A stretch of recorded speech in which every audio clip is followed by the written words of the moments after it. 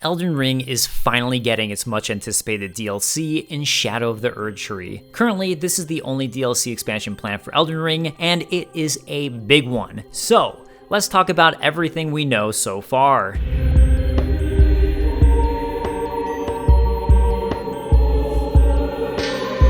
Shadow of the Erdtree continues Elden Ring's excellent open-world gameplay style, with players coming to the Land of Shadow. According to director Hidetaka Miyazaki, the Land of Shadow is just as large of an area as Limgrave, if not even bigger.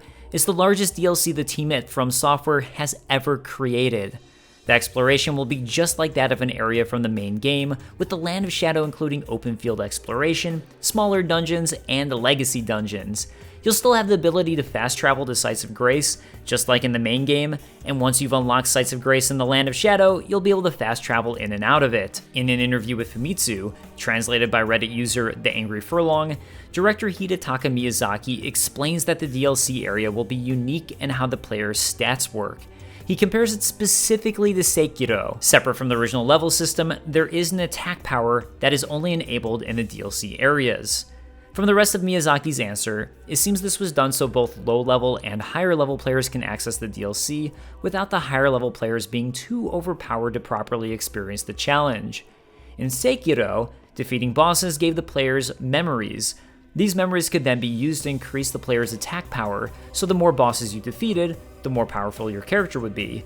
The order in which you do this in Sekiro is mostly non-linear, meaning you can save some harder bosses for later when you've obtained more memories and are more powerful. So, if Shadow of the Erdtree works in a similar manner to Sekiro, this could mean that going to a smaller dungeon and tackling an easier boss would increase your attack power and get you more prepared for the legacy dungeon bosses. Although, if you want an additional challenge, you can probably fight the legacy dungeon bosses. Something I've been wondering is if I need to prepare a brand new character where I haven't completed any of the endings from the main game before tackling the DLC.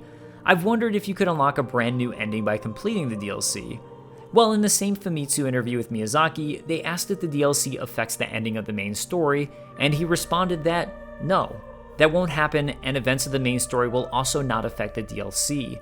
The story of the DLC will be contained entirely within the DLC. We've also learned that there will be an abundance of new weapons, spells, weapon arts, and more for players to find, and even saw some of these in the trailer, such as a brand new aspect of the Crucible where the player sprouts wings.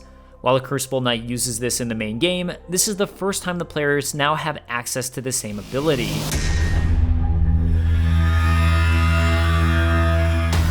Shadow of the Erdtree has the player following the path of Miquella into the Land of Shadow. Miquella, for those of you who haven't played in a hot minute, is one of the children of Marika and Radagon and is sibling to Malenia. Unlike many other From Software DLCs, Shadow of the Erdtree also takes place in the present and doesn't have players traveling through time. While we don't know much about the Land of Shadow, there are many interesting aspects about it we've been clued into.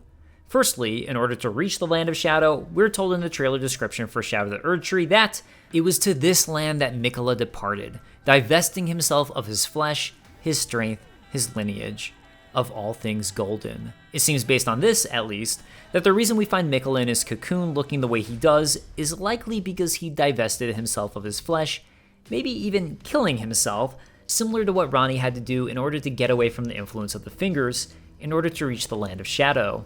We also learned further something that many of us already suspected, that Miquella is far scarier than the initial game let on, as the trailer tells us. Pure and radiant, he wields love to shrive clean the hearts of men. There is nothing more terrifying. We also know from the Bewitching Branch that the Empyrean Miquella is loved by many people. Indeed, he has learned very well how to compel such affection. This all makes it sound like Miquella has learned how to use people to achieve his means. I know I'm not the first person to make this comparison, but everything about Miquella is highly reminiscent of Griffith from Berserk. While Griffith comes across the most as a godly and virtuous person, there is a deep, dark side to him, and I suspect there's the same with Miquella. So why is Miquella in the Land of Shadow? Well, we don't know. But we were told that the Land of Shadow is a place obscured by the Erdtree where the goddess Marika first set foot. This line is especially interesting because we know that Marika isn't from the Lands Between, where the main Elden Ring game takes place. She's a Numen, and the Numen are said to have come from outside the Lands Between and are in fact of the same stock as Queen Marika herself. So, either the Land of Shadow is where the Newmen are from, or the Land of Shadow is where Marika first went to before coming to the lands between. According to Miyazaki, the Shadowlands are where Marika became a god and where the Erdtree was born. The Land of Shadow seems to be draped over by giant baldachin.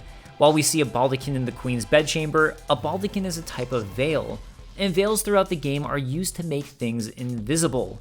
The Black Knife Assassins were concealing veils that make them invisible, and the Mimic's Veil allows the user to appear as a nearby object. It's especially interesting then that the Mimic's Veil is also known as Marika's Mischief.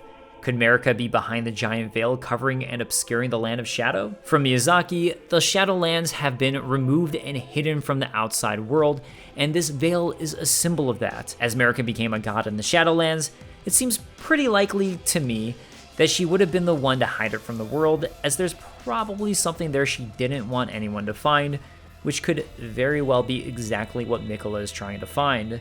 Another important note about the Land of Shadow is that everything here seems to be blasphemous, the things that the Golden Order would have shunned. From omen horns everywhere, to enemies using aspects of the Crucible, to snakes and dragon references. This comes into play especially with the new key figure of Mesmer the Impaler.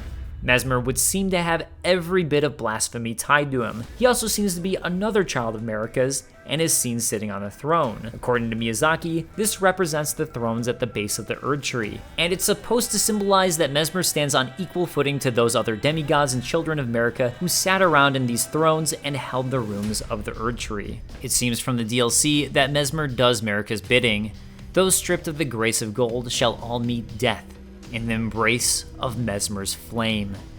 While this is the general story we know, from the first trailer, there were many things we, as a community, were able to find and piece together. I'm not going to go into a full trailer breakdown here, but I actually made one for GameSpot right after the trailer release that you can go watch. Now, there are some big questions that myself and many others have that we're hoping will get answered here. We still don't know much about Melina, so hopefully this will be answered. As Shadow of the Erdtree follows Miquella, it's fitting that accessing the DLC then requires the player to reach Miquella's cocoon in Mogwin Palace. We also know that players will need to have defeated Radahn as an additional requirement, although the reasoning for this is less clear. Elden Ring Shadow of the Erdtree releases June 21, 2024, and is available for every system the game originally released on. On its own, the Shadow of the Erdtree expansion costs $39.99. The Premium Bundle, which includes the Elden Ring Shadow of the Erdtree digital art book and original soundtrack, costs $49.99. Notably, neither of these include the base game. If you want the base game included, you'll have to purchase Elden Ring Shadow of the Erdtree edition, which costs $79.99, but is only available for the PS5, Xbox Series X, or Steam. The Deluxe Edition, which costs $99.99, includes the base game, Shadow of the Erdtree expansion, Elden Ring digital art book and original soundtrack, and the Shadow of the Erdtree art book and soundtrack. For $250 on PS5, Xbox Series X, or Steam, you can purchase the Elden Ring Shadow of the Erdtree Collector's Edition. This edition includes a physical box that has in it a Shadow of the Erdtree expansion voucher, a Mesmer the Impaler figurine, a collectible box for Mesmer, a physical art book, and the digital soundtrack. Notably, it does not come with the base Elden Ring game. Pre-order any of these and you'll get the Ring of Miquella bonus gesture. GameSpot will have plenty of content centered around Shadow of the Erdtree pre- and post-release, so make sure to stay tuned as we'll be working hard on making content. Similarly, I have to give a shout out to the Elden Ring community in general. Everyone makes fantastic and unique content, and I highly recommend searching these out and finding your own favorite YouTubers to watch. I'll see y'all soon for more Shadow of the Erdtree. Peace.